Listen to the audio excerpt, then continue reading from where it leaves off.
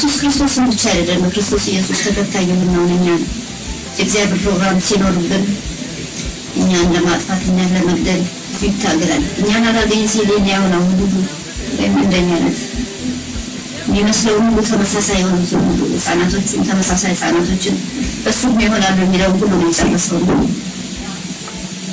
ይታገላል። ብዙዎችን ለማጥፋት ይሞክራል።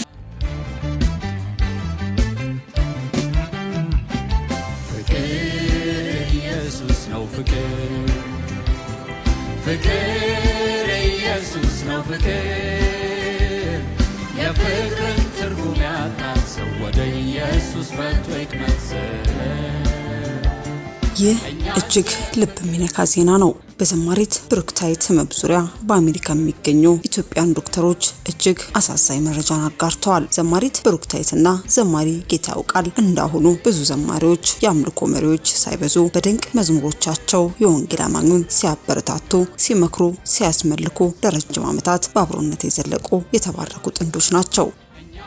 በአሁኑ ሰዓት በኢትዮጵያ ውስጥ ላሉ ወጣት ዘማሪዎችና አገልጋዮችም ትልቅ አርአያም ናቸው። በተለይ የጋብቻ ህይወታቸው ባልና ሚስት አብረው በቤተ እግዚአብሔር ውስጥ መቆየት እንደሚችሉና አገልግሎታቸውን በጋራ ማሳደግ እንደሚችሉ በተግባር አሳይተዋል። በተለያዩ የዘመን መለዋወጥ ውስጥም ከደርግ ዘመን ማብቂያ ጀምሮ እስካሁን ሳይሰለቹና መስመራቸውን ሳይለቁ በማገልገላቸው ይከበራሉ።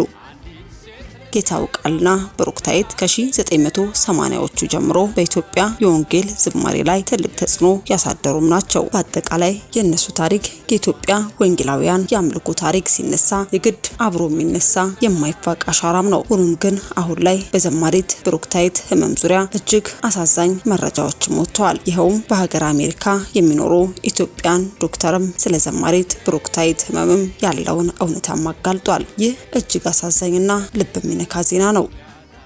ለበርካታ ዓመታት ለህዝቡ ይፋ ሳይሆን ብቻዋን የታገለችው በሽታ ዛሬ ላይ ከአቅሟ በላይ ሆኗል። ይህን ተከትሎም በሀገር አሜሪካ ያሉ ኢትዮጵያን ዶክተሮችም ስለ ዘማሪት ብሩክታይት ያደረሱን መረጃም አስደንጋጭ ሆኗል። ዶክተሮች ያሰሙት መረጃ ምን ይሆን? የብሩክታይት የጤና ሁኔታስ በምን ሁኔታ ላይ ይገኛል? የሚሉትን በመረጃችን ይዘንላችኋል። በቆይታችሁ ታደምጡታላችሁ።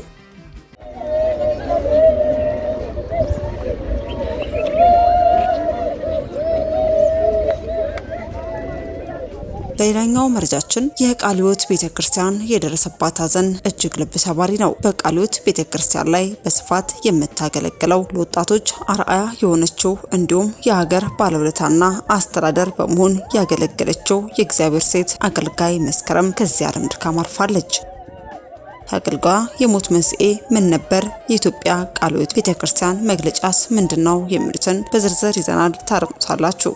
በሌላኛው መረጃችን እጅግ አሳዛኝና አሳፋሪ ተግባር በአደባባይ ተፈጽሟል። ለበርካታ ዘመናት ተከባብረውና ተዋደው የሚኖሩባት በዘር፣ በሃይማኖት፣ በቀለም ያለንን ልዩነት በአንድነት ተቀብለን ከጥንት ዘመናት ተሻግረን የመጣን መሆናችን ከነዋሪው አልፎ በዓለም አቀፍ ዘንድ በስፋት የሚታወቅ የአደባባይ ሀቅ ነው። ሙስሊም ክርስቲያኑ ተከባብሮና ተዋዶ በሚኖርባት በዚህች ሀገር ላይ ግን በትላንትናው ዕለት የተፈጸመው እጅግ አሳፋሪና ህዝበ ክርስቲያኑን ያስቆጣም ሆኗል።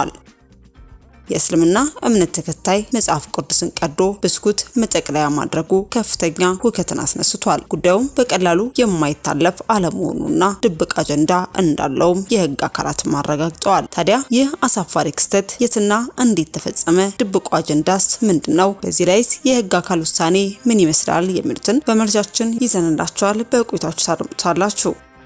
አስከትለን የእግዚአብሔር ሰው አገልጋይ ዳንኤል መኮንን ለነቢያቱ አስቸኳይና ቁጣ አዘል መልእክትን አስተላለፉ።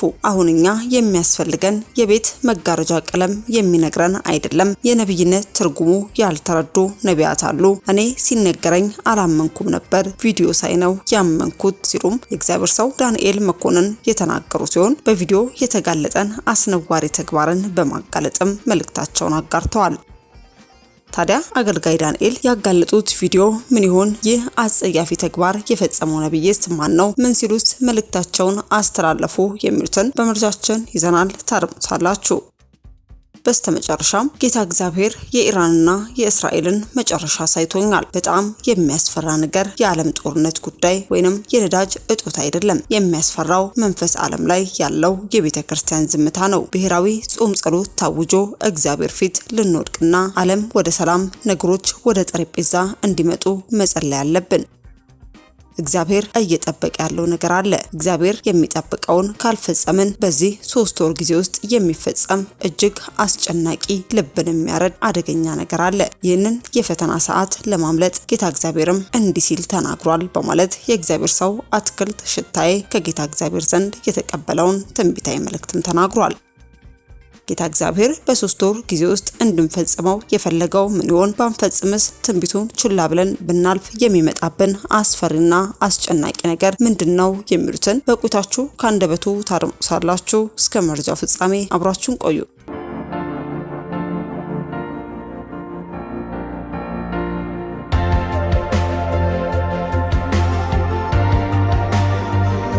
አስቀድመን ወደ ያዝንዳችሁ መረጃችን ስናልፍ እኔ ሲነግሩኝ እውነት አልመሰለኝ። ቪዲዮን ሳይ ነው ያወቅኩት። በሉ አሁን ደብተራችሁን አውጡ፣ የባንክ ደብተራችሁን። አሁን ጸልያለሁ፣ ቁጥሩ ይለወጣል። የእግዚአብሔር ሰው አገልጋይ ዳንኤል መኮንን በዚህ ዘመን ላይ ላሉ ነቢያቶች አስቸኳይ መልእክትን አስተላልፈዋል። እኔ ሲነግሩኝ እውነት አልመሰለኝም። ቪዲዮአቸውን ሳይ ነው ያወቅኩት። የባንክ ደብተራችሁ ቁጥር ይለወጣል፣ አምጡ። ስንት ብር ነው ያለ ይሉታል። 2500 ነው ሲል በደንብ ይሉታል። ምስኪኑ ድሃውን ገንዘብ መሰብሰብ ከተፈለገ ጨርቅ አንጥፈው መለመን ይችላሉ በማለትም አገልጋይ ዳንኤል መኮንን የተናገሩ ሲሆን በንግግራቸው አክለውም አሁን እኛም የሚያስፈልገን ነቢያት የቤቴን መጋረጃ ቀለም የሚነግረኝ አይደለም፣ የእግዚአብሔር ሰማያዊ ሐሳብ ተረድተው ወደ ምድር አምጥተው የሚያሳዩ ናቸው። የነብይ ትርጉሙ ይሄው ነው፣ ሌላ ትርጉም የለውም። አትምከሯቸው ነገር ስላልደረሰባችሁ ነው ይሉናል። ጳውሎስ እኮ ማለ እንዳው እንድታበይ ግድ አላችሁኝ፣ ነካካችሁኝ። ምን ነው እኔ ኢየሱስን አላየሁትም እንዴ? አልተገለጠልኝም ይሆን በማለት ተናግሯል።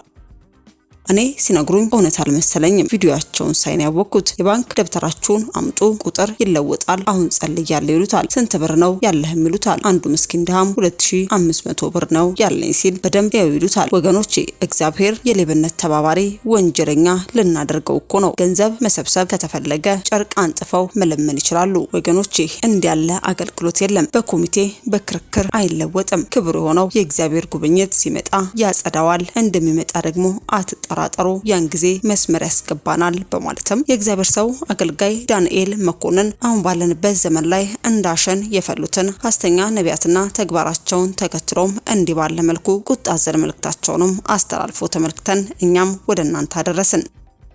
አስከትለን ወደ ያዝንላችሁ መረጃችን ስናልፍ በወላይታ ሶዶ በመጋቢት 23 2018 ዓ.ም በአራዳ ክፍለ ከተማ ህብረት ቀበሌ ውስጥ አቶ ሽኩር መሐመድ የተባለ በሻይ ቤት ንግድ ስራ የሚተዳደር ግለሰብ የመጽሐፍ ቅዱሶችን ገጾች በመቅደድ ብስኩት ሲጠቀለልና ሲሸጥ መገኘቱ የከተማው ፖሊስ በህብረተሰብ ጥቆማ መሰረት ሊያረጋግጥ ችሏል።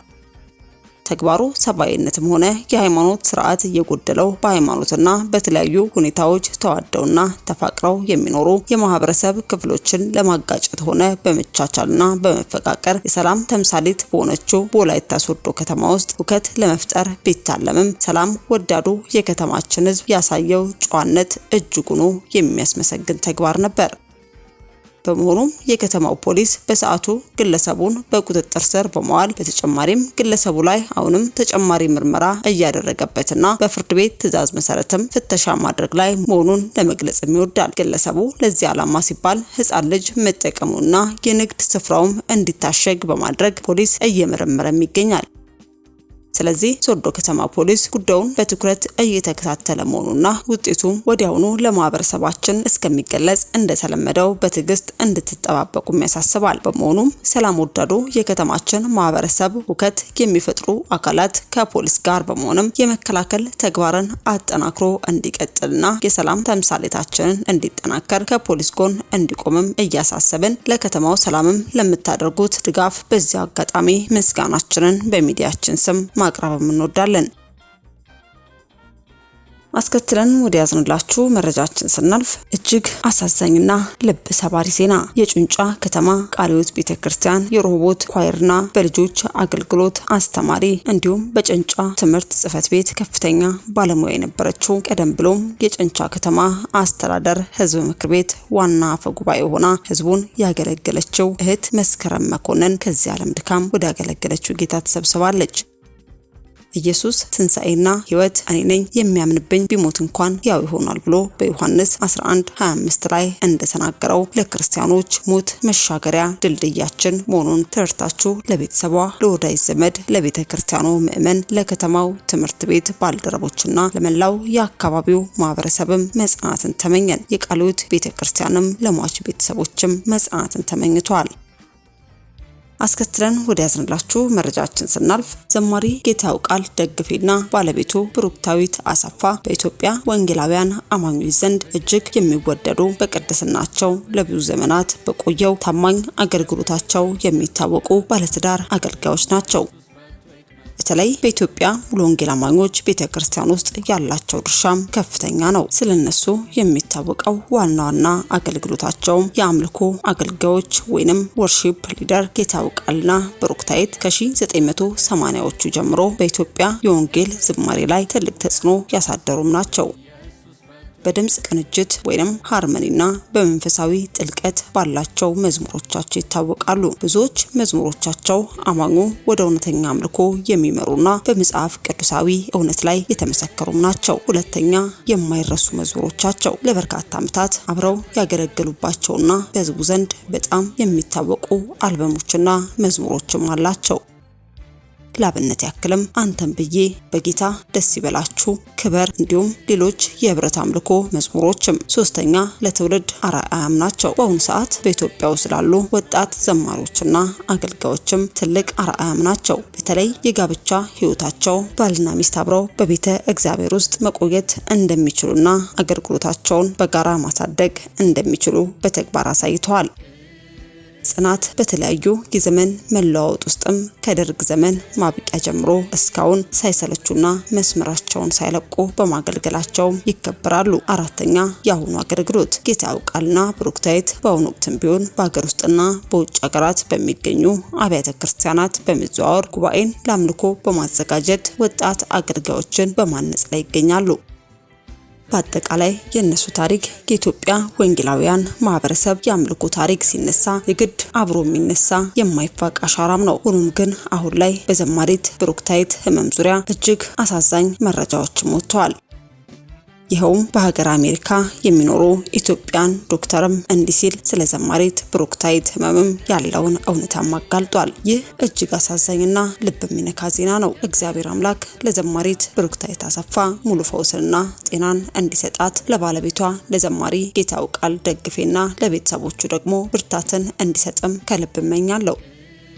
በአንጎል ውስጥ የደም እርጋት ተከስቶ በሰውነት ግራ በኩል ላይ ተጽዕኖ አሳድሯል ማለት በአንጎል ቀኝ ክፍል ላይ የደም ዝውውር መታገዱን ወይንም መቋረጡን ያመለክታል። እንዲህ ያለ ሁኔታ ሲገጥም የሕክምና ባለሙያዎች ወይንም ዶክተሮች የሚሰጡት ሳይንሳዊ ማብራሪያና ሊከተሉ የሚችሉ ጉዳቶችም የሚከተሉት ናቸው። አንደኛ የሕክምና ባለሙያዎች ይህን ሁኔታ ሜዲካል ኢመርጀንሲ ወይንም አስቸኳይ ትኩረት የሚያሻ የጤና እክል አድርገው ነው የሚመለከቱት። ምክንያቱ ደግሞ የኦክሲጅን እጥረት፣ የአንጎል ሴሎች ያለ ኦክሲጅን መቆየት የሚችሉት ለጥቂት ደቂቃዎች ብቻ ነው። የደም እርጋት ደም ወደ አንጎል እንዳይደርስ ሲያግድ የአንጎል ሴሎች መሞት ይጀምራሉ። የጊዜ ወሳኝነቱ በሕክምናው ዓለም ታይሚዝ ብሬን ጊዜ ማለት አንጎል ነው የሚል መርህም አለ። በቆየች ቁጥር የሚሞቱት የአንጎል ሴሎች ቁጥርም ይጨምራሉ። ሁለተኛ በቶሎ ሕክምና ካላገኘች ሊከሰቱ የሚችሉ ጉዳቶች፣ ሕክምናው ከዘገየ የሚከተሉት ዘላቂ ወይንም ከባድ ጉዳቶችም ሊከሰቱ ይችላሉ። አሁን የታየው የግራ ጎን መዛል ወይንም መንቀሳቀስ አለመቻል ወደ ሙሉ ሽባነት ሊቀየር ይችላል። የንግግርና የማስተዋል ችግር ምንም እንኳን የግራ ጎን መጎዳት አብዛኛው ጊዜ በቀኝ አንጎል መጎዳት የሚመጣ ቢሆንም ሁኔታው እየሰፋ ከሄደ የመናገር የማስታወስና ነገሮችን የመገንዘብ ችሎታ ላይ ከፍተኛ ተጽዕኖ ያሳርፋል። የአንጎል እብጠት ደም በረጋበት አካባቢ እብጠት ሊፈጠር ይችላል። ይህም በአንጎል ውስጥ ያለውን ግፊት በመጨመር ለህልፈተ ህይወት ሊዳርግም ይችላል። ተደጋጋሚ የሚጥል በሽታ በአንጎል ላይ በሚደርስ ጉዳት ምክንያት የአንጎል ሴሎች ዝውውር መዛባት ሊፈጥርም ይችላል። 3 የሚጠበቁ የህክምና እርምጃዎች የደም እርጋቱን የሚሟሟ መድኃኒት ሁኔታውን ከተከሰተ በጥቂት ሰዓታት ውስጥ ከሆነ መድኃኒት በመስጠት መርጋቱን ለማሟሟት ይሞክራል።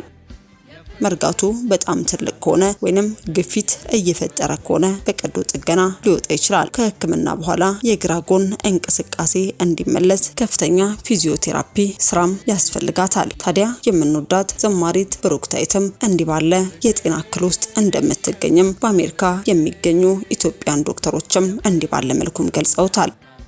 ታዲያ በጌታ የተወደዳችሁ የኢትዮጵያን ወንጌላውያን አማኞችና የሻሎም ቲዩብ ቤተሰቦቻችን ዛሬ መጣንላችሁ ልባችን በሐዘን ተሰብሮ ነው። ለብዙ ዘመናት በቅድስናና በታማኝነት ሲያገለግሉን የቆዩት በኢትዮጵያ ወንጌላውያን ማህበረሰብ ታሪክ ውስጥም የማይፋቅ አሻራ ያኖሩት የዘማሪ ጌታው ቃል ደግፌ ባለቤት ዘማሪት ብሩክታይት አሰፋ ባስደመጥናችሁ መልኩ በድንገተኛ የጤና እክል ምክንያትም በጽኑ ታማለች።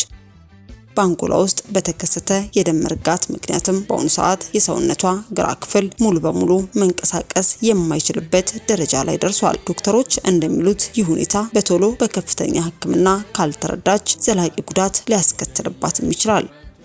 ይህች የእግዚአብሔር አገልጋይ ለብዙዎቻችን መጽናኛና የበረከት ምንጭ ነበረች። ዛሬ ግን እሷ የኛን መጽናኛ፣ የኛን ጸሎትና የኛን እገዛ ትፈልጋለች። ለእናንተ ለቅዱሳን የምናስተላልፈው ጥሪም ይህም ነው። በጸሎትን ቁሙ። ጌታ አምላክ ፈውስን እንዲሰጣት ለባለቤቷ ለዘማሪ ጌታው ቃልና ለቤተሰቦቿ ብርታትን እንዲሰጥም በያላችሁበትም አልዱ፣ በገንዘባችሁም ደግፉ። ከፍተኛ ጥራት ያለው የህክምና እርዳታ እንድታገኝ ሁላችንም አቅማችን የፈቀደውን በማድረግ ከጎኗ እንቁም። የዛሬው የኛ ጥቂት እርዳታ ነገ ለዚች ታላቅ አገልጋይ የጤና ተስፋም ሊሆን ይችላል። አንዱ አካል ቢሰቃይ አካላት ሁሉ አብሮ ይሰቃያሉ እንደሚል ቃሉ ዛሬ የነሱ ህመም የሁላችን ህመም ነው። ሻሎም ቲዩብም ለዚች ውድ አገልጋያችን ፈጣን ፈውስ እየተመኘን እናንተም በቸርነታችሁ ከጎኗ እንድትቆሙ በጌታ ፍቅርም እንጠይቃለን።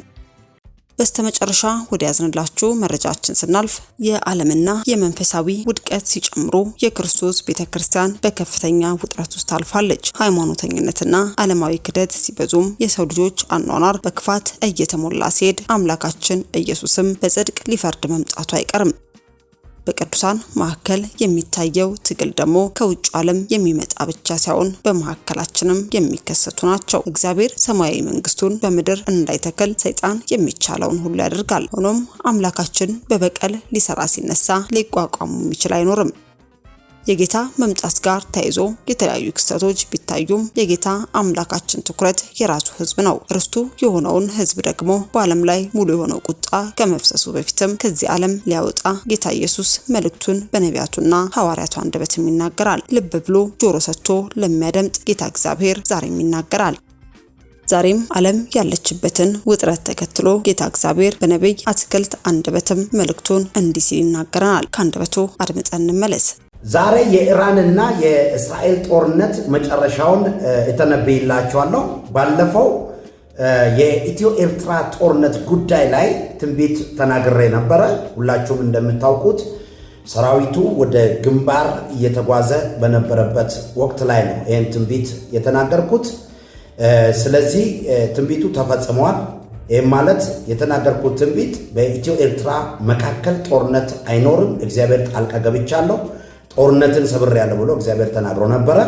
አሁን የኢትዮ ኤርትራን ጉዳይ ካለፍን ደግሞ የዚህ የዓለም አነጋጋሪው የኢራንና በተለይ የሆርሙዝ ሰርጥ የባህረ ሰላጤ መስመር በመዘጋቱ ምክንያት የነዳጅ አቅርቦት ቆሟል። ተሽከርካሪዎች በሙሉ ቆሟል። ከተማ የሚመግቡ ትልልቅ ተሳቢዎች፣ ትልልቅ የጭነት መኪኖች፣ ትልልቅ ማመላለሻዎች ነዳጅ አጥቶ ቆሟል። ለዚህ እንደ ነቢይ መፍትሄ ካላመጣን እኛ ነቢያቶች አይደለንም ማለት ነው። ዝም ብሎ ዳመና አይተን የምንተነብይ ከሆነ ነቢያቶች አይደለንም ማለት ነው። ህዝብ ሲጨነቅ ጸልየን መፍትሄ የማናመጣ ከሆነ ኤልሳ ምንድን ነው ያደረገው? ኤልሳ ያደረገው ነገር ምንድን ነው? ህዝብ በተጠማ ጊዜ በተራበ ጊዜ በገና አምጡልኝ አለ። ንፋስ አታዩም፣ ዳመና አታዩም፣ ይህ ባዶ ሸለቆ በውሃ ይሞላል ብሎ ትንቢት ተናገረ። ከዛ ከብቶቻቸውም ሰዎቹም ጠጡ ይላል። ቀጥሎ ደግሞ በሁለተኛ ነገሥት ምዕራፍ 7 ላይም ደግሞ ሰዎች የእርግብ ኩስ እየበሉ ባሉበት ዘመን ላይ እንዲሁም ደግሞ የደረቀ የአህያ ጭንቅላት እየበሉ ሴቶች ልጆቻቸውን ቀቅለው በሚበሉበት ዘመን ላይ ትንቢት አምጥቷል። ነገ መልካም ይሆናል ብሎ 2 የእፍ መስፈሪያ ዱቄት በ10 ሳንቲም ይሸመታል፣ ገበያ ይረጋጋል ብሎ ኤልሳ ትንቢት አምጥቷል። ስለዚህ የእግዚአብሔር ሰዎች ምድር ላይ መኖር አንደኛ ሕዝቡን ለመገሰጽ ለማነጽ፣ እንዲሁም በእንደዚህ አይነት አስጨናቂ ወቅት ላይ ጸልዮ መልእክት ተቀብለው ከእግዚአብሔር ዘንድ መልእክት ማምጣት።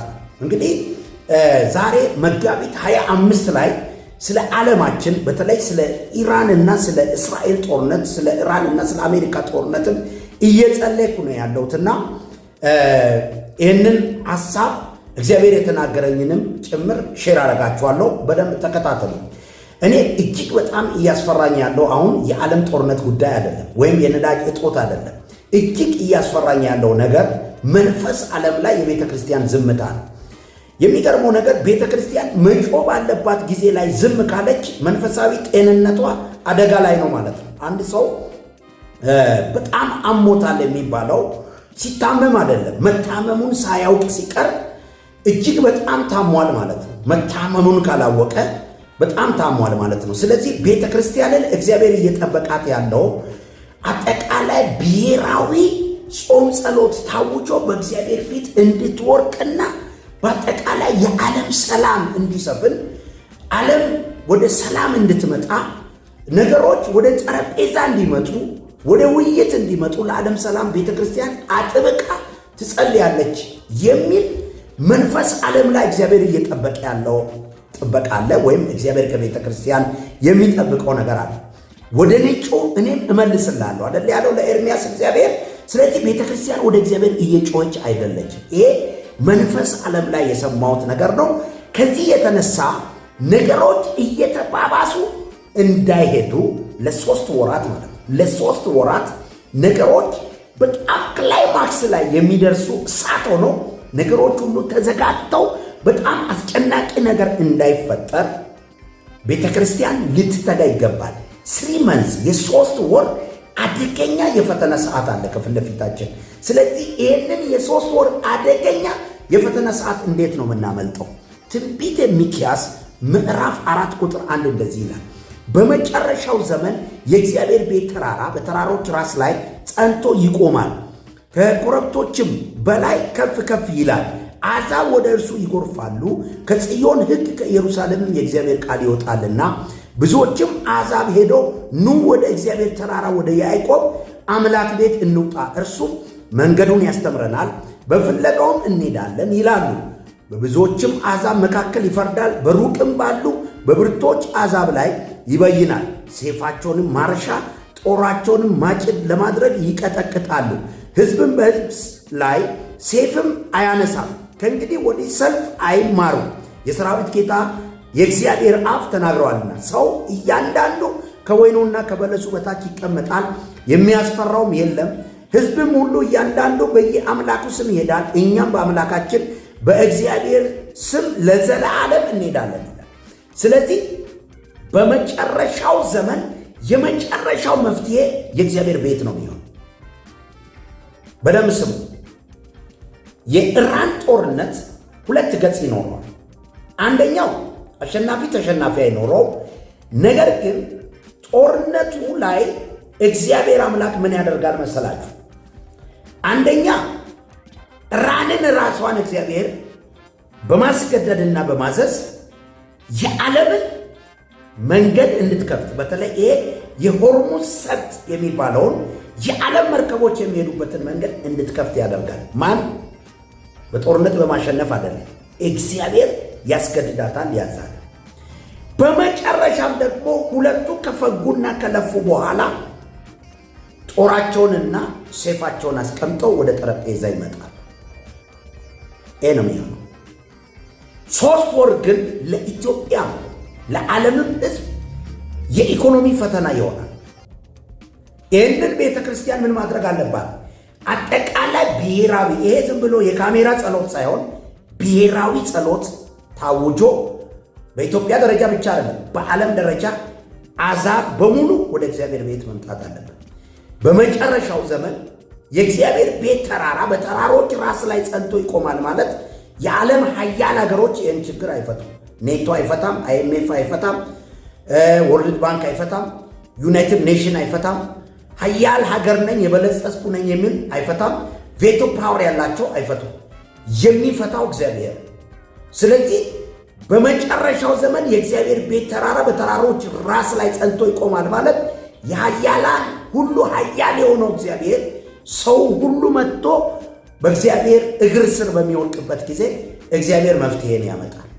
የዛን ጊዜ ጦራቸውን ማረሻ፣ ሰይፋቸውን ማጭድ እያደረጉ ወደ እግዚአብሔር መጥቶ ይወድቃል። ይሄ ነው የሚሆነው። አንድ ቃል አውጃለሁ።